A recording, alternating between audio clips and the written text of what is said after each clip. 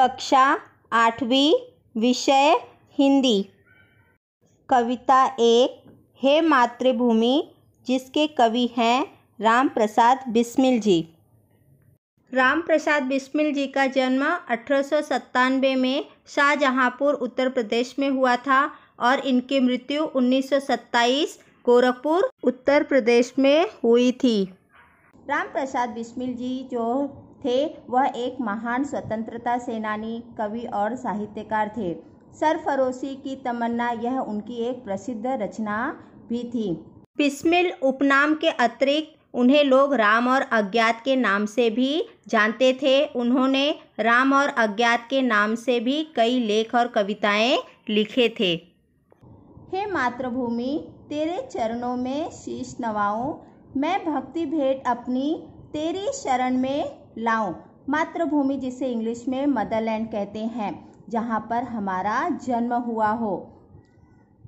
इस पहली पंक्ति में कवि यह कह रहे हैं कि हे मातृभूमि, हे भारत माता, मैं तेरे चरणों में शीश नवाऊं। शीश यानी होता है सिर, चरण यानी होता है पैर। जैसे बच्चों हमारे घर में कोई बड़े आते हैं या कोई मेहमान आता है तो हम उनके सामने शीश झुका के उन्हें नमस्कार करते हैं। ठीक उसी तरह से कवि यह कह रहे हैं कि वह अपनी मातृभूमि के चरणों में, उनके पैरों में अपने शीश को, अपने सिर को झुकाकर उन्हें नमस्कार कर रहे हैं।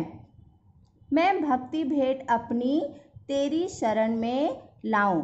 जैसे बच्चों जब हम भगवान की पूजा करते हैं तो भगवान सिर्फ हमारी भक्ति से ही प्रसन्न होता है, ना कि उन्हें अगर हम अच्छे अच्छे भोग लगाए या फूल मालाएं चढ़ाते तो प्रसन्न होते हैं। भगवान जो होते हैं सिर्फ अपने भक्त की भक्ति से प्रसन्न होते हैं। ठीक उसी तरह से इस दूसरी लाइन में कवि यह कह रहे हैं कि वह अपने देश के लिए अपनी भक्ति को उपहार के रूप में उनको देना चाहते हैं। माथे पे तू हो चंदन, छाती पे तू हो माला, जिह्वा पे गीत तू हो मेरा, तेरा ही नाम गाऊं। वह माथा यानी जिसे इंग्लिश में फोरहेड कहते हैं। कवि कह रहे हैं कि वह अपनी मातृभूमि की मिट्टी को अपने माथे पे चंदन के रूप में लगाना चाहते हैं। और छाती पे तू हो माला, छाती यानी जो हमारा चेस्ट वाला पार्ट होता है। कवि यह कह रहे हैं कि वह अपने देश के नाम की एक माला बनाकर उसे गले में पहनेंगे, जो उनकी छाती से हमेशा लगा हुआ रहेगा। जिह्वा पे गीत तू हो मेरा, जिह्वा यानी होता है जीभ। जैसे बहुत सारे भक्त अपने भगवान की भक्ति में दिन रात उनके नाम की माला जपते हैं, ठीक उसी तरह से कवि भी अपने देश के नाम को गीत के रूप में दिन रात जपना चाहते हैं, उसे दिन रात गुनगुनाना चाहते हैं। जिससे सपूत उपजे श्री राम कृष्ण जैसे, उस धूल को मैं तेरी निज शीश पे चढ़ाऊं। सपूत यानी जो अच्छे पुत्र होते हैं। कवि यह कहना चाहते हैं इस पंक्ति में कि जिस देश में श्री राम और कृष्ण जैसे भगवान ने जन्म लिया हो, उस देश की धूल को, मिट्टी को वह अपने माथे पर लगाना चाहते हैं। उस देश की मिट्टी को जहाँ पर राम कृष्ण जैसे भगवानों ने जन्म लिया, उस देश की मिट्टी को वह अपने माथे पर लगाना चाहते हैं। माई समुद्र जिसकी पद रज को नित्य धोकर, करता प्रणाम तुझको मैं वे चरण दबाऊं। माई यानी माँ, माता। समुद्र जिसकी पद यानी होता है पैर, रज यानी धूल, नित्य यानी रोज। बच्चों यहाँ पर कवि ने भारत देश का जो दक्षिणी भाग है, जहाँ पे समुद्र बहता रहता है, आप सभी जानते हो कि भारत के दक्षिणी भाग में सबसे अधिक समुद्र है, तो यहाँ पर कवि ने भारत देश के समुद्री भाग की तुलना उनके पैरों से की है।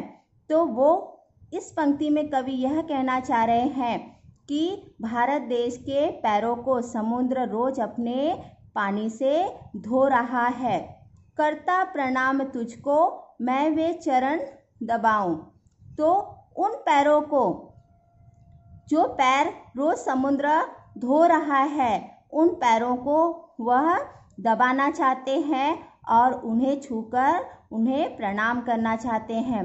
जैसे बच्चों आपने देखा होगा या आपने कभी सुना होगा कि पुराने ज़माने में जब हमारे घर पर कोई मेहमान आता था तो लोग उनके सबसे पहले थाली में उनके पैरों को रखकर उसे पानी से धोकर उन्हें प्रणाम करते थे। ठीक उसी तरह से इस पंक्ति में भी कवि यही कहना चाह रहे हैं कि हमारे भारत देश के पैरों को समुद्र जो है वह रोज़ धोता है और उन पैरों को कवि छूकर उसे दबाना चाहते हैं, उसे प्रणाम करके उसका आशीर्वाद पाना चाहते हैं। सेवा में तेरी माता मैं भेदभाव तजकर, वह पुण्य नाम तेरा प्रतिदिन सुनो सुनाओ। भेदभाव यानी पार्शियलिटी, जिसे इंग्लिश में पार्शियलिटी कहते हैं, तजकर यानी त्याग कर।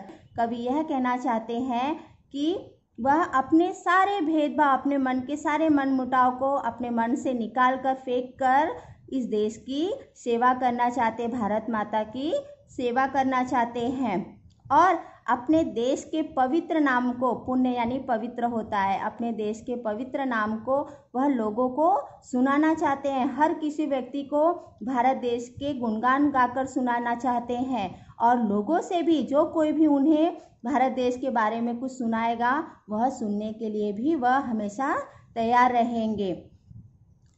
तेरे ही काम आऊं, तेरा ही मंत्र गाऊं, मन और देह तुम पर बलिदान मैं चाहूं। मंत्र, जैसे हम लोग भगवान के नामों का जाप करते हैं या बहुत सारे मंत्र जपते हैं, तो यहाँ पर इस आखिरी पंक्ति में कवि यह कहना चाहते हैं कि वह भारत देश के नाम को मंत्र के रूप में दिन रात जपना चाहते हैं। और तेरे ही काम आऊं, वह कहते हैं कि जब भी देश को उनकी ज़रूरत होगी, जब भी देश की सेवा करने का उन्हें मौका मिलेगा, वह हमेशा तैयार रहेंगे। मन और देह, देह यानी शरीर, वह सिर्फ मन से ही नहीं बल्कि शारीरिक रूप से भी अपने देश पर बलिदान यानी अपनी जान न्यौछावर करने के लिए तैयार है। यानी इस आखिरी पंक्ति में कवि यह कहना चाह रहे हैं कि जब भी उन्हें भारत देश के लिए अपनी जान देनी पड़ेगी तो वह कभी भी पीछे नहीं हटेंगे। तो बच्चों, इस पाठ में राम प्रसाद बिस्मिल जी ने अपने देश, अपनी मातृभूमि के प्रति अपने भक्ति भाव, अपने प्रेम को व्यक्त किया है। अपनी मातृभूमि की सेवा करने और उसके लिए न्यौछावर होने की जो उनके मन में जिज्ञासा है उसको इस कविता में व्यक्त की है। धन्यवाद।